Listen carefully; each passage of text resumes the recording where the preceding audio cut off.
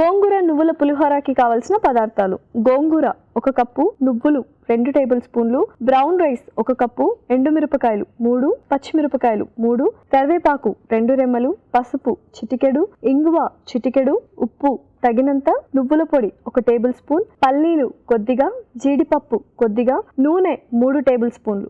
గోంగూర నువ్వుల పులిహోర తయారు చేసుకునే విధానం: ఒక పాన్ లో నూనె వేసి గోంగూర వేసి వేయించాలి. దీనిలో కొద్దిగా నీళ్లు పోసి ఉడకనివ్వాలి. పాన్ లో నూనె వేసి పల్లీలు, జీడిపప్పు, నువ్వులు, ఎండుమిరపకాయలు, కరివేపాకు వేసి వేయించాలి. దీనిలో పచ్చిమిరపకాయలు, ఇంగువ, పసుపు, గోంగూర మిశ్రమం, ఉప్పు వేసి వేగనివ్వాలి.